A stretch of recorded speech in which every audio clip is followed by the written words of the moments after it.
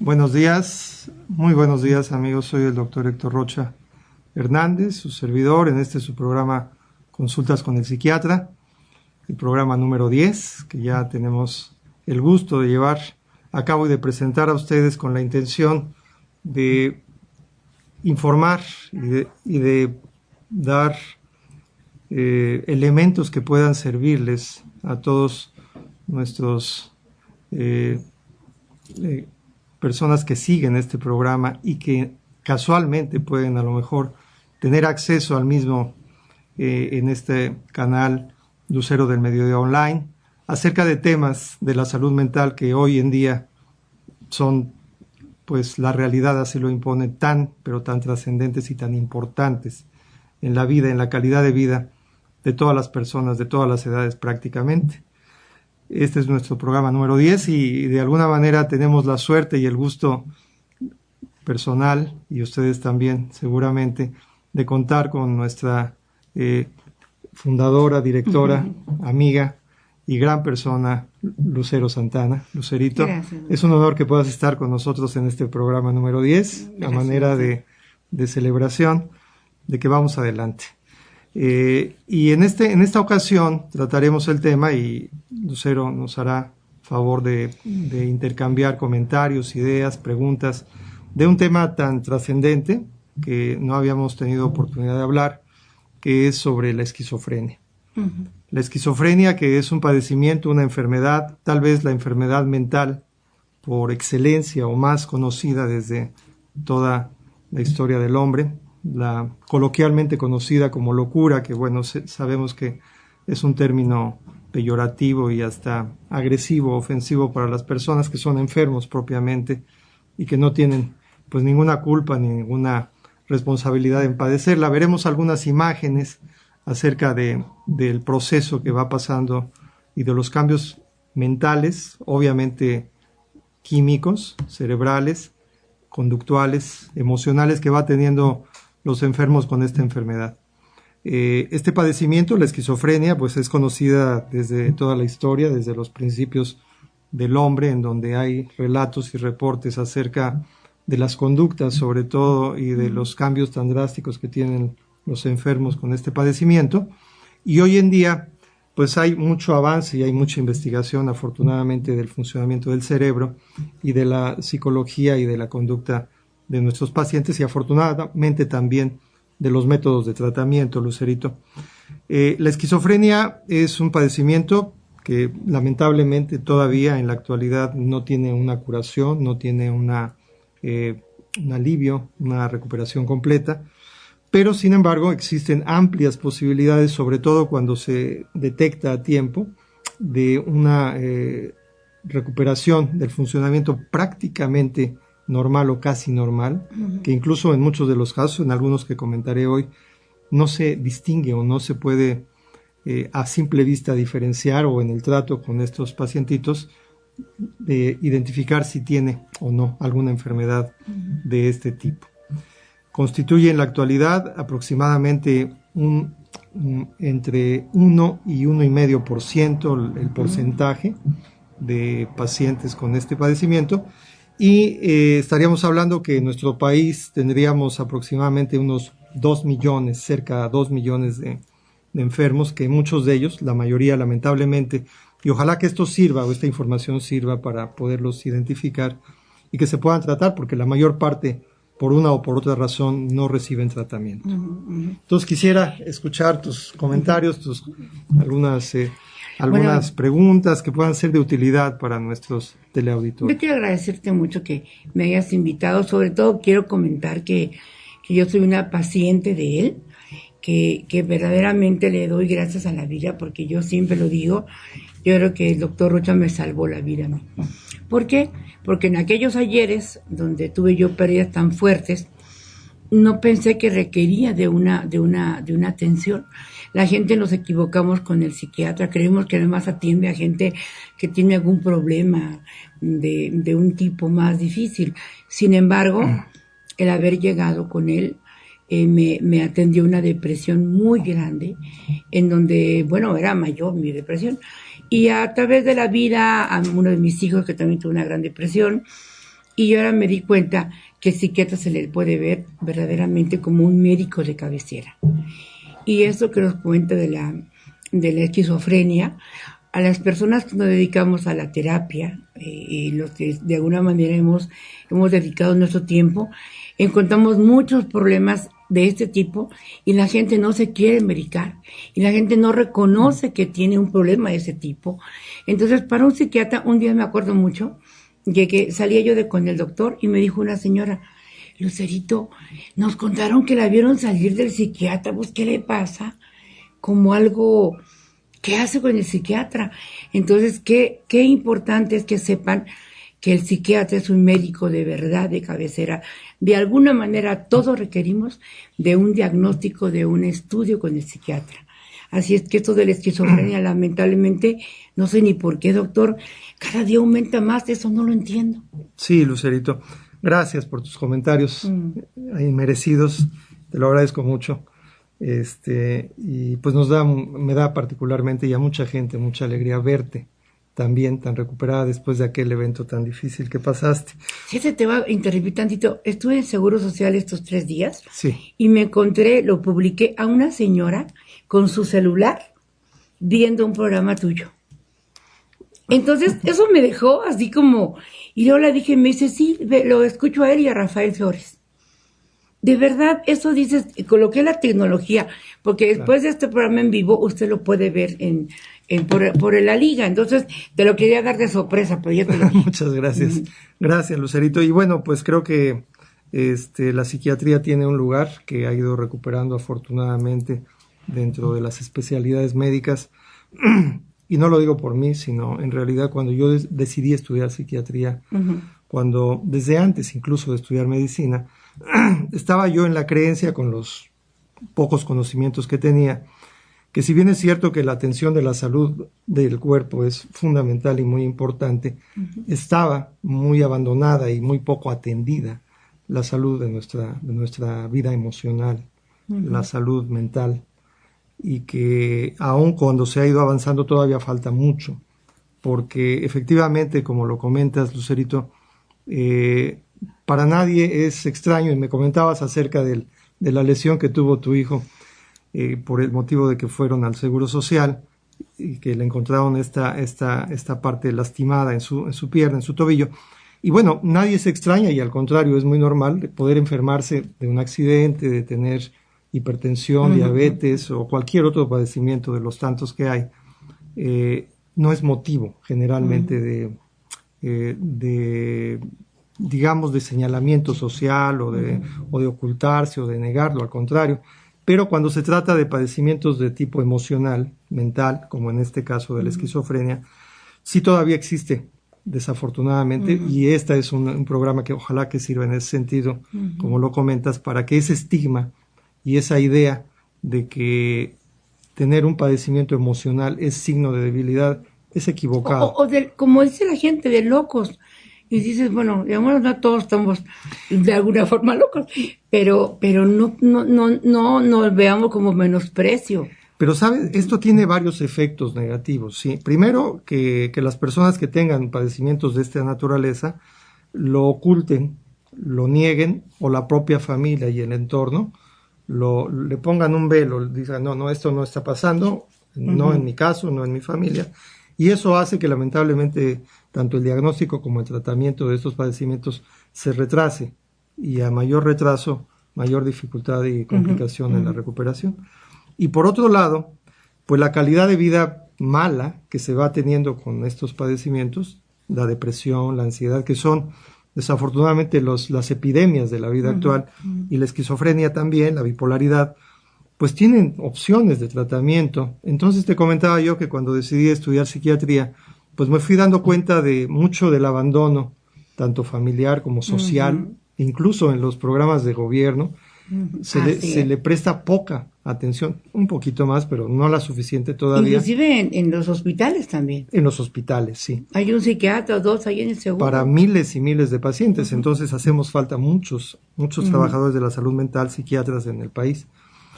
Dado que comentaba que la incidencia de las enfermedades emocionales, por ejemplo, la depresión, ahora, en los tiempos actuales, cuanto que hace unos pocos años la Organización Mundial de la Salud hacía sus proyecciones, planteaba que la depresión sería para el año 2020 la segunda causa de todas las enfermedades, de todas, en general. Ahora esta realidad se adelantó, estamos en el 2015 y ya es la segunda causa de padecimientos. Entonces, que la gente, quienes nos escuchan, nos ven, se den cuenta de que todos somos propensos, o la mayoría somos propensos a tener episodios depresivos, de ansiedad, o padecimientos mentales, porque hay una herencia y hay un factor, un entorno cotidiano que favorece mucho estas situaciones. Yo creo que todos estamos a expensas de esto. Hay que diferenciar a lo mejor la depresión. Hay gente que está deprimida eternamente, o sea, funcional, pero deprimida y pesimista y mal. Y cuando vas a ver a un psiquiatra y te ayuda y te apoya, dices, pero si se pudiera vivir bonito, ¿por qué no fui a verlo? Claro, ¿verdad? Claro. Porque sí, así nos enseñaron y aprendimos a negar las emociones, por ejemplo, que es algo básico y fundamental. Y también, por supuesto, a negar que podemos sentirnos mal y a demostrar nuestros sentimientos o nuestras emociones de tristeza, de miedo, de angustia, de preocupación, como, repito, como si fuera, que no lo es, todo lo contrario, una señal de debilidad, todo lo contrario. Así es, así es. Para algo están, todas las emociones son por algo y para algo. Entonces, bueno, en este programa trataremos de dar la información fundamental para poder identificar en una familia, en una persona que nos esté viendo, las señales de la esquizofrenia y poder a tiempo detectar. Y yo creo que este programa hay que pasarlo mucho, porque en las escuelas, en las preparatorias, en las universidades, las amas de casa, los señores, esto es una enfermedad que está de verdad avasallando con todo, nos quita las ganas, nos quita el entusiasmo, nos quita el buen humor, nos provoca una situación de estrés que no nos perjudica a uno, sino a los demás. Entonces yo creo que este programa es sumamente importante. Ponga mucha atención de verdad y ojalá que esto le pueda ayudar para diagnosticar, por lo menos para señalar si usted o algún hijo o alguien que esté cerquita, y lo puede usted canalizar al doctor que se necesita, que es un psiquiatra. El doctor Héctor Rocha es un gran profesional. Regresamos en un momento, amigos.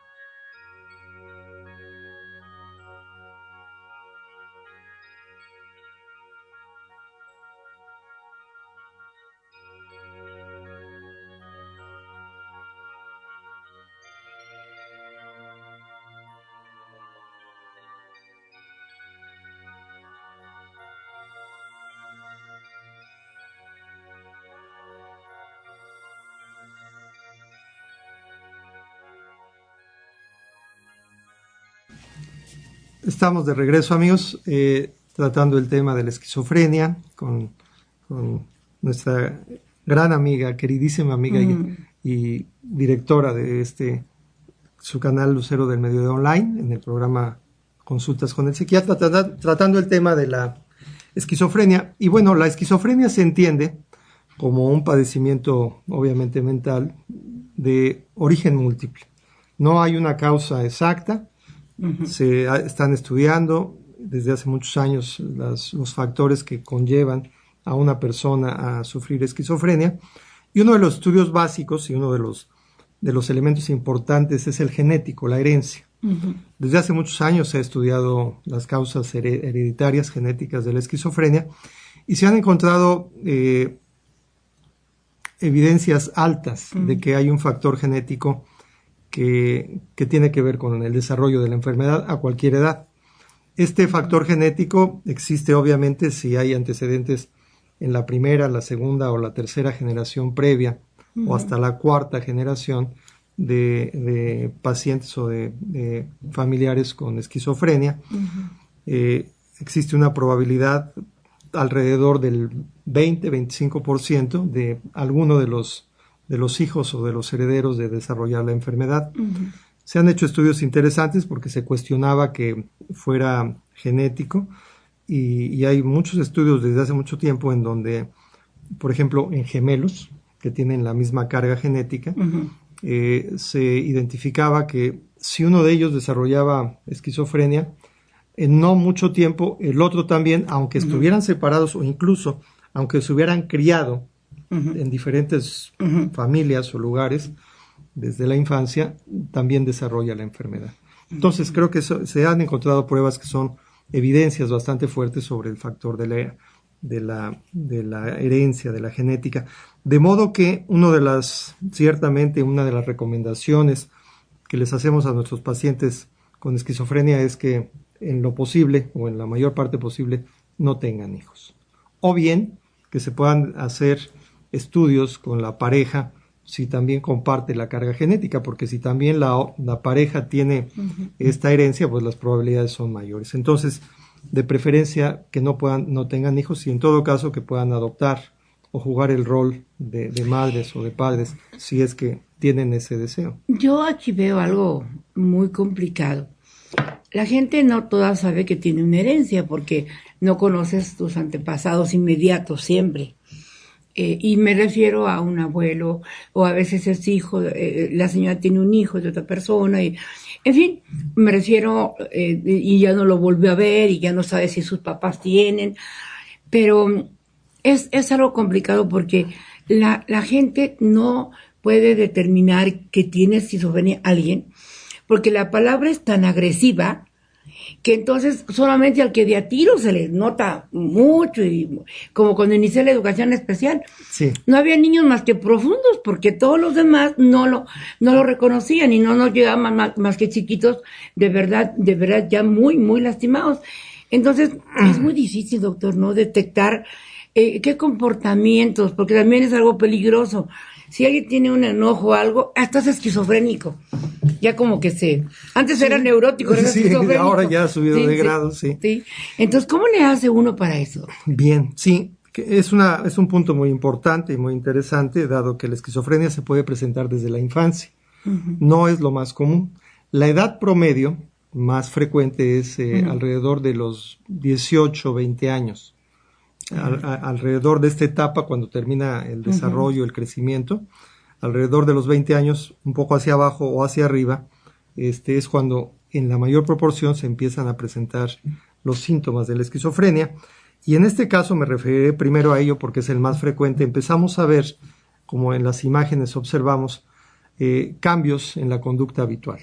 Debemos de tener en cuenta que una gran cantidad de pacientes con esquizofrenia, en las edades previas, incluso desde la infancia o la adolescencia, empiezan a mostrar retraimiento, aislamiento, conducta extraña, como decías, poco habitual en los jóvenes, tienden a ser poco sociables, solitarios, tienen mucha dificultad para establecer relaciones, como sucede, por ejemplo, en el caso de los niños autistas también, que establecen o marcan un límite, pero un mundo aparte en donde viven.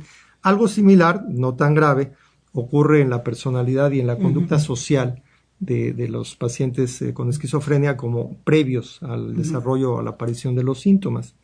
Esto puede durar varios años e incluso de la propia familia, no solamente de los extraños, sino con los familiares tienden a ser los niños que poco hablan, que no participan, que parecen no interesarse en la dinámica y en las actividades habituales.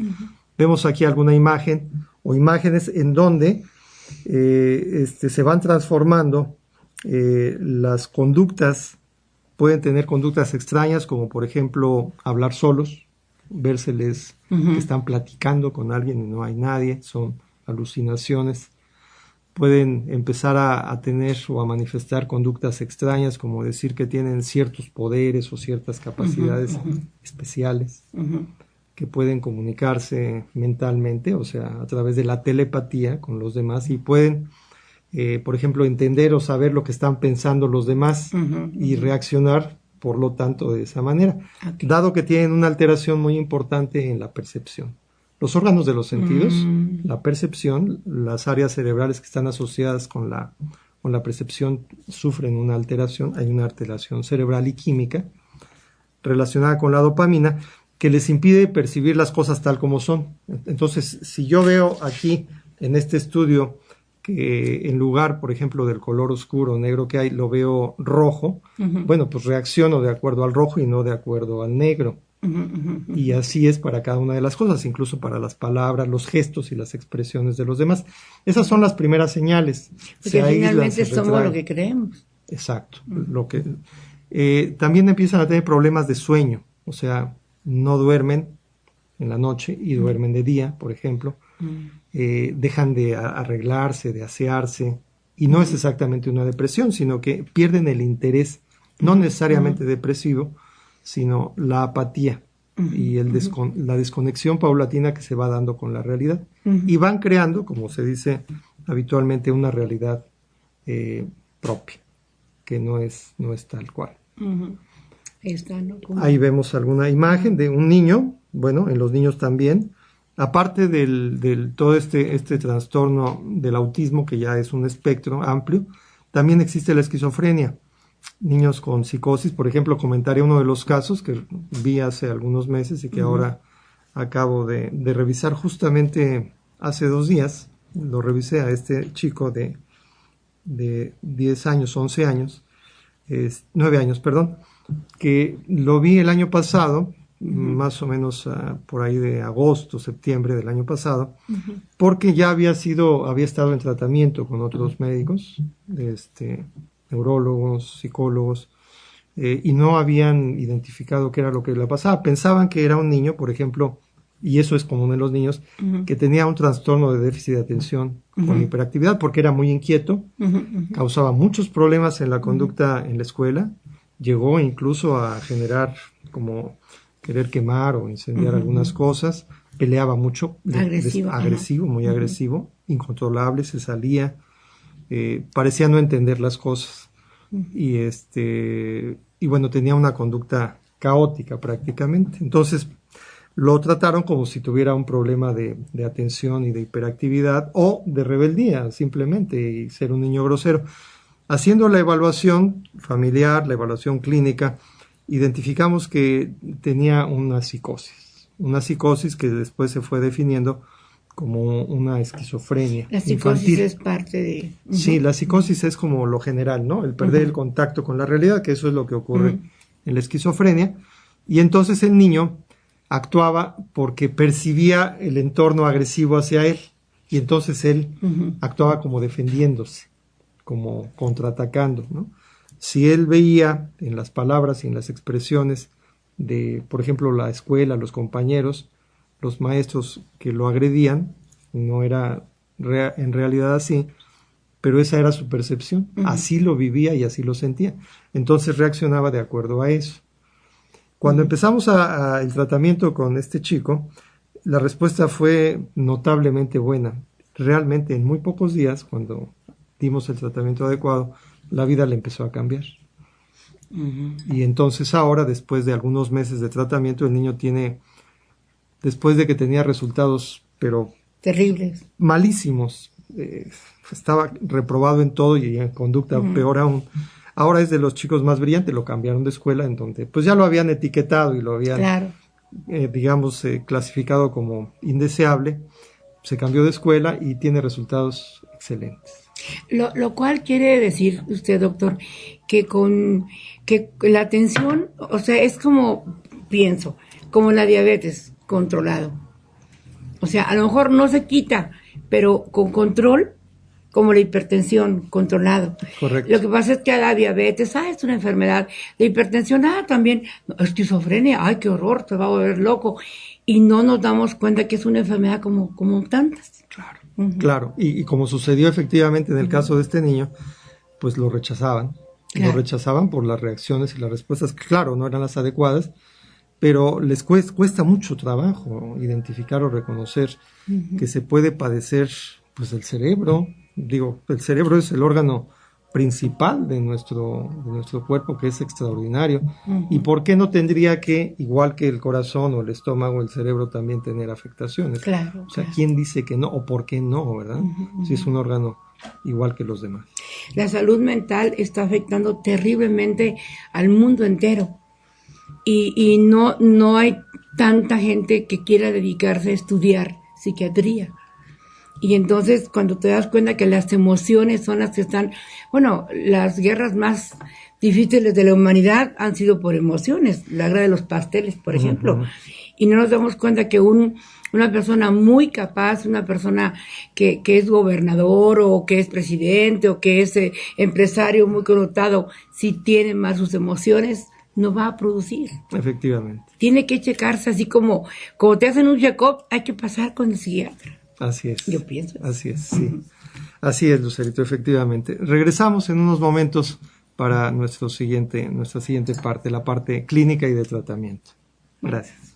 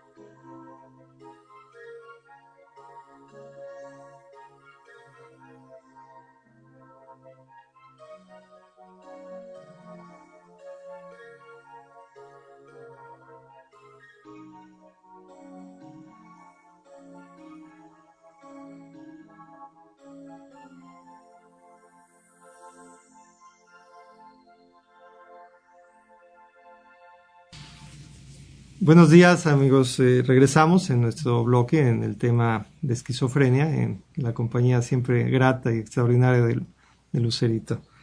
Estamos hablando acerca de esta enfermedad que es, decía, muy importante, dado que en el mundo y en nuestro país la cantidad de pacientes es muy alta, y aunque no lo fuera, aunque fueran menos, de cualquier manera es importante porque es la calidad de vida, es toda una vida desde que inicia la enfermedad, habitualmente en la etapa juvenil, y que cuando vemos la diferencia entre poder llevar a cabo un tratamiento y no llevarlo, la calidad de vida es como del día a la noche. Hemos visto cómo los pacientes con esquizofrenia, como en estas imágenes observamos, se aíslan. Esta imagen de cubrirse los oídos ante un familiar, una persona que les está llamando, bueno, se cierran porque la percepción que tienen acerca de las cosas no le dan la importancia, de manera incluso que parecería que son ajenos a la realidad externa. Por eso esta dificultad en poder comunicarse con ellos. Muchos de los familiares de los pacientes con esquizofrenia refieren que les hablan, y como vemos en esta otra imagen igual, con esta paciente en el ámbito escolar o con las amigas, pues también se aísla, crea su propio mundo por seguridad, porque se siente ajena y se sienten agredidos por los demás. Entonces cierran prácticamente sus ojos y sus oídos hacia lo que viene de afuera de los demás.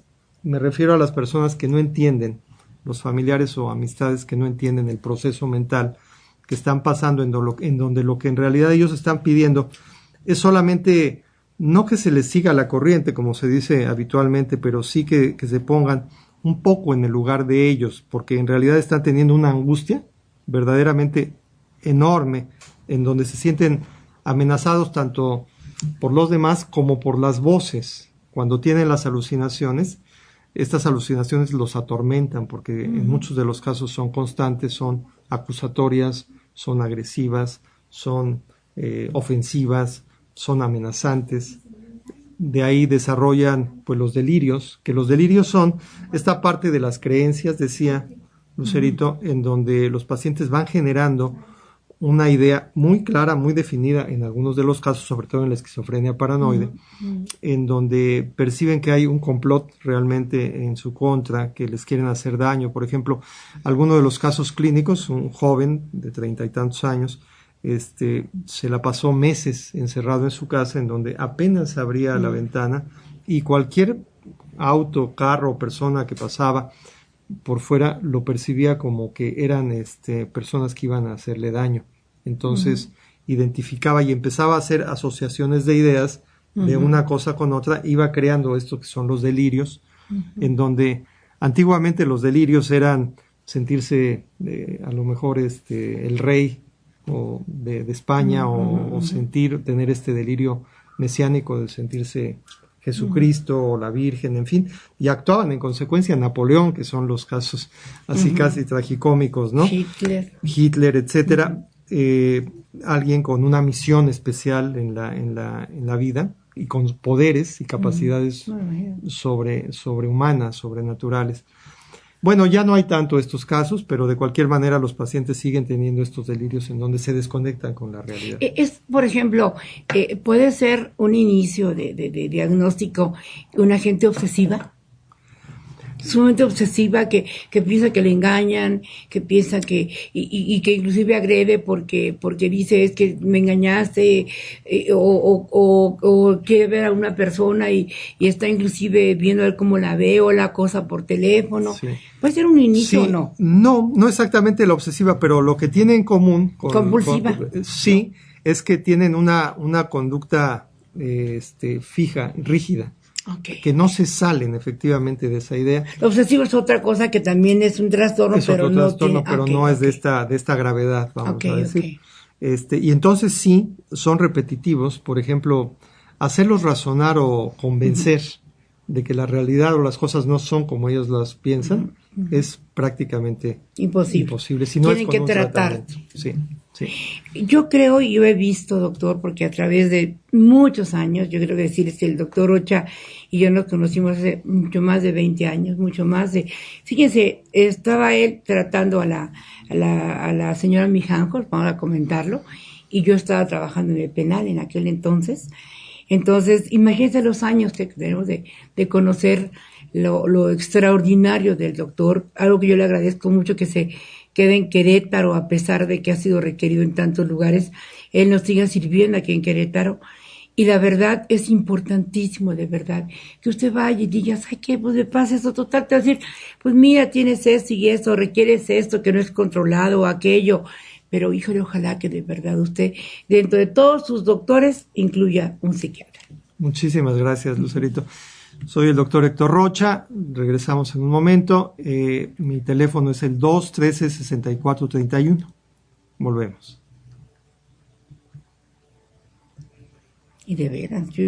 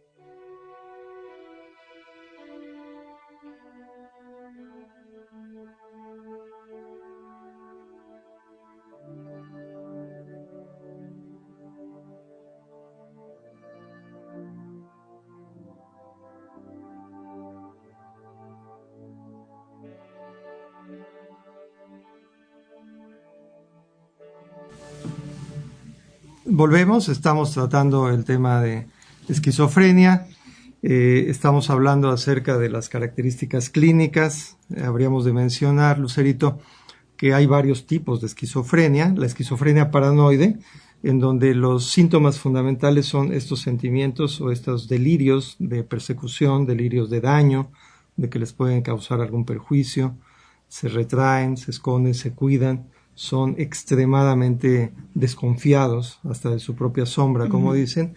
Y esa sería la paranoide, en donde también tienen alucinaciones auditivas, y a veces visuales también acerca de este contenido de paranoia. Mencionabas esto de que algunos pacientes se obsesionan o se meten mucho en sus ideas. Bueno, sí, estas ideas prácticamente alrededor de ellas más bien gira la vida de estas personas, porque tienen la creencia firme hasta que no llevan a cabo el tratamiento. Y que también hay tratamiento para eso. Existe tratamiento, por supuesto. Esos son los llamados síntomas positivos, y existen los síntomas negativos.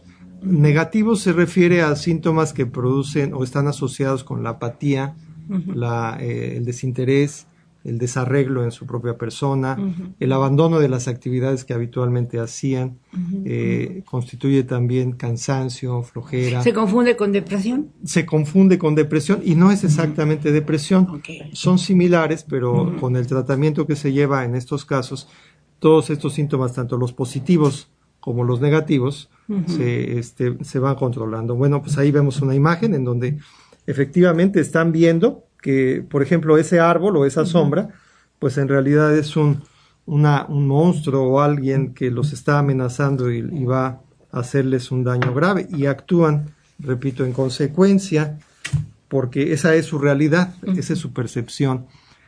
Vemos el caso de este niño, decíamos, en donde algo muy importante es que ellos mismos se van dando cuenta de los cambios que van teniendo, pero les genera miedo, les da mucha angustia, y no saben definir qué es lo que les está pasando.